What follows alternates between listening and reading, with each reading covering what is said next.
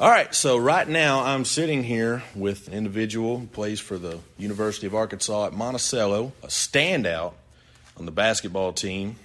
A couple of weeks ago, she was named the Great American Conference Player of the Week, back-to-back double-doubles. We'll talk about that here in just a few minutes. Really just unstoppable this season, and I've really enjoyed getting to call her games here on KHBM. And right now I want to welcome to the show Berniezha Tidwell. Berniezha, how are you today? I'm doing okay. Thank you for having me. Yeah, it's my pleasure, and I've been looking forward to this for a long time now because we did a couple of interviews back during football season with a couple of the players, and when I was looking for basketball players to start talking to, I mean, you're just at the top of the list. I mean, really, each and every game, you're leading in scoring. You're leading in assists, free throws. I mean, do you know any of your stats right now? Do you keep up with that kind of thing? After the game, well, my mom, she keeps up with my stats, so I always have a message with her telling me what I did every game. So, but as far as like how much I average, I'm not really sure. I haven't really looked at it in the past few games. Well, we're going to get into that here in just a few minutes because I've got all that stuff here. And it's impressive, really impressive. And I know Ben Matos, our friend of ours, does a lot of things for UAM here, sports information, things like that. He's always on top of it. We've got our little packets before every game. Oh, yeah, he's great. And, I mean, your name is always right there at the top of the paper. And so, but anyway, before we get into that, tell everybody at home who you are, where you're from, how you found your way down to Monticello. Just where'd you grow up at? I grew up in Hot Springs, Arkansas. Born in Rockford, Illinois. I was an Army brat, so we did a lot of moving around. Okay. Ended up back in Hot Springs. Grew up there. Got a championship at my high school, Hot Springs High School, 2015. I got into basketball when I was around 5. I just always tried to do what my big brother did. So it ran in the family. Yeah. Yeah, but I ended up being better than him. So it was okay. But when I was younger, he used to always beat me, and I hated it. So it just made me, keep wanting to play. Well, sometimes it's the little things like that that really motivate you when you're growing up. Yeah, definitely. I mean, you want to be better than that bigger brother that you can never beat. And it's just, it never goes away, that itch, I guess. And, well, here you are now. I mean, you've done really well here playing basketball. What's your major here at UAM? I've actually changed it a few times because I had no idea what I wanted to do besides play basketball. Like, when I graduated from high school, I just knew I want to go to college, I want to play basketball. I never really took the academic part serious in the sense of just knowing, like, what I wanted to do if I didn't play basketball. Yeah. So I really just found out last year, like, what I really like doing.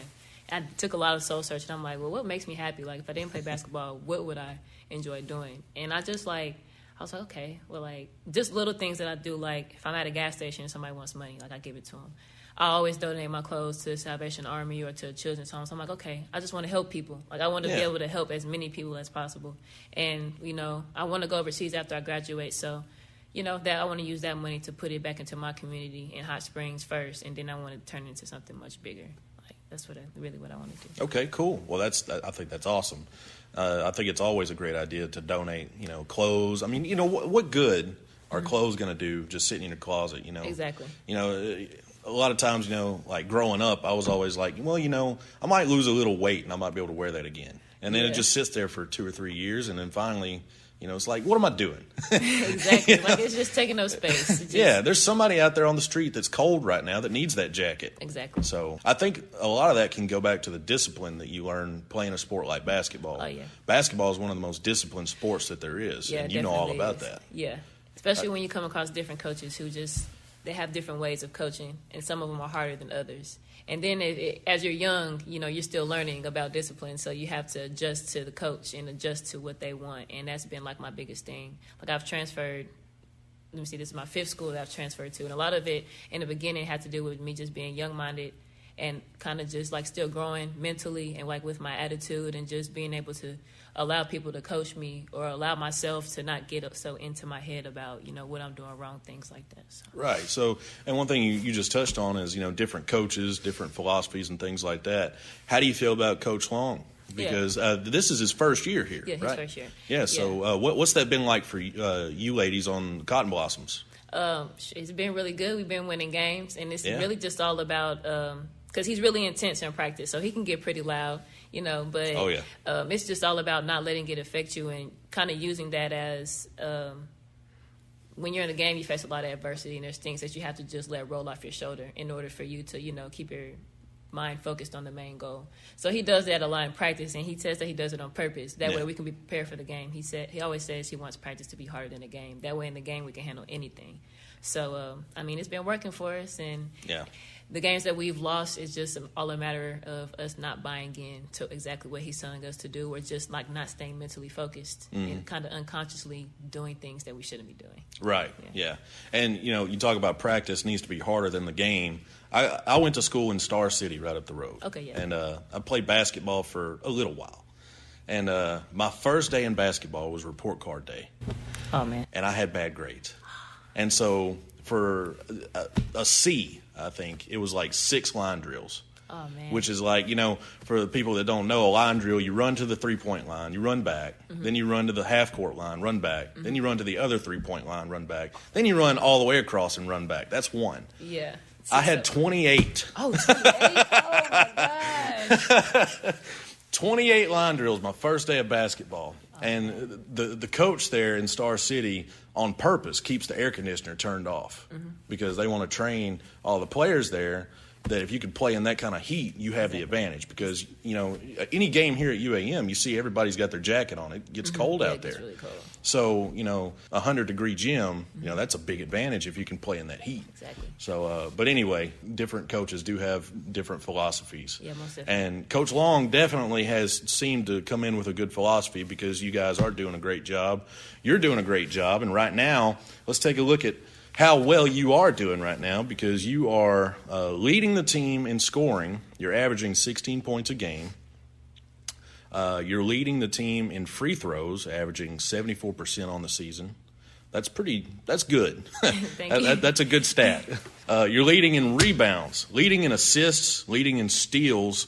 You've got 71 steals right now. The next closest number on your team is 51. Far and away, you are leading right now just about in every level on your team. I mean, how does it feel to you going through these games? I mean, do you even think about things like this, like you're the team leader? Do you think about things like that, or do you? Is it just completely a group effort in your mind? I try to keep it like a group effort because honestly, I haven't really been that player since high school. Let me see, when I played in my JUCO, we had a lot of good players, you know what I'm saying? I'm not saying that we don't have good players, but I played with players who, I came off the bench in JUCO, so it was kind of different. I wasn't really like the go-to player or like just a player that everybody just looked to, you know what I mean? Right. And it kind of, so like here it's kind of different. I try not to think about it, but you always have my teammates telling me or my coaches telling me like, it's on you. Like if you're up, the team's up. If you're down, the team's down. Like you just need to make sure you keep a level head. And I like it sometimes, and sometimes I don't, because then when I'm not playing good, I feel like dang. You know what I mean? One thing I've noticed between both teams here at UAM is the ability to pass the ball around. Yeah. Nobody goes for that selfish shot.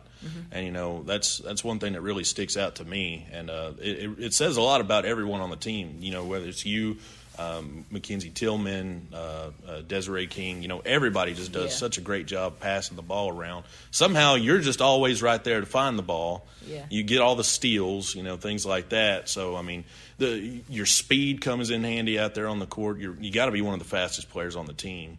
So it's just a combination of a lot of different things, I think, end up helping you get these numbers on paper. And it's got to feel good, doesn't it? Yeah, it does feel good, and it's really fun when we're winning games, especially when the ball's moving around and everybody is just, locked in, doing what they do. We look really good out there. Like when I watch this after we play a good game on, because I usually watch the game after we play, just to see what I could have done wrong, or could have done better, what I did wrong, things like that. So when I'm watching and we're looking good, I'm like, yeah. Like, we'll see. And that's another thing. Like, nobody watches film anymore. For you to sit there and watch a full game after you played in the game, you know what happened. Yeah. But there's a difference between just knowing what happened and going back and studying what happened. Exactly. And I think it's a lost art now. Not enough people do that. And that tells me that's one reason why you're doing so well, is because you put forth that extra effort. Because a lot of people think that all the extra effort is just done on the court in practice. but the studying element Definitely. is something that that's very important, and it's come in handy for you because you've got 3 double-doubles this season. You got one against Southern Nazarene back on January 23rd and Oklahoma Baptist on the 25th that got you that Great American Conference Player of the Week. Was that your first time getting Player of the Week? Yes. So who told you that, first of all? How did you get the news? How did I get the news? How did I get the news? Oh, I think I was in class and Great American Conference tagged me in the post. And I looked at it and I was like, oh, really? Like, honestly, I wasn't expecting it. So it was just like, wow, I got Player of the Week. Like, I didn't even know how to feel. Like, I was happy, but at the same time, I was like, oh, that's interesting. Like, I don't know. I just didn't expect it. So all this was happening in class? Yeah. Okay. What class was it? Let me see. I think it was, because it was early in the morning.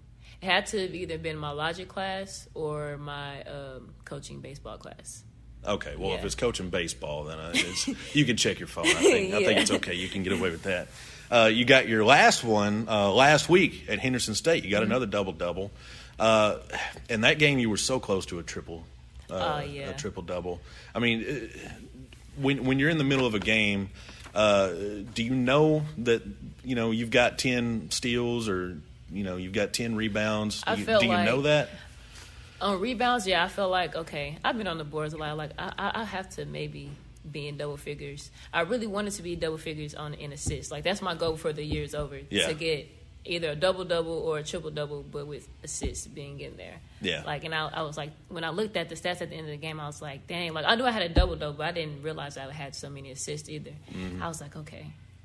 I was just 3 away. I was 3 away. Like, I really want to get. You don't see that every day here in college. So I've been waiting on it. I think it's going to happen. It's going to happen, and it could happen in your next game coming up against Southern Arkansas University tonight. All right, that's going on tonight, Thursday. The last time you two teams met was last month in Magnolia, where they came out on top in a tough game. It was 79-74. It was a close one. What do you remember about that game, and what do you think you ladies can do differently this time to ensure a win here at a crucial point in the season? That game, I remember a lot of turnovers. They press, like they run 5 in, 5 out continuously. They have like 3 groups, so they don't get tired, so they can do that the whole game. And it was just a matter of the way we handled it, and we really didn't buy into what Coach was saying. He was saying, hold the ball, let them clear out, and then dribble. But instead, as soon as we got the ball, we would dribble, and it would allow them to come trap us. So it's just we had to be more patient on offense. We didn't really move the ball. We didn't have many assists that game. I don't think so. So we had a hard time scoring. We had a hard time getting in the paint. Just our offense has to be more smooth. Well, and over the last couple of weeks, one thing that I know Coach Long has really stressed is that you guys are sticking to the game plan more recently.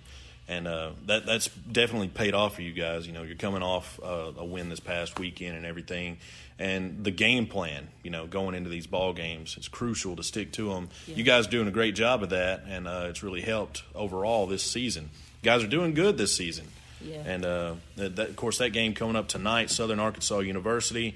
And then this Saturday, it's time for another game with Arkansas Tech, who that's another team that's proven to be one of the toughest opponents of the season for the Blossoms. 72-57 was the score at the end of the last game. It was a long game. Yeah, long game. It was back in December. On a week like this where you have 2 of your toughest games back-to-back with only 1 day between, how do you prepare for 2 so important games? It's really more mental than anything. Just staying focused, making sure that when we practice, when we do have the chance to practice and get on the court, that we're just giving it our all and actually paying attention and locking in to what he's saying and what we know we need to do and bringing the momentum for practice into the game. Because if we go out there and we have bad practices, you don't know how the game's going to go because you don't really know what to expect there.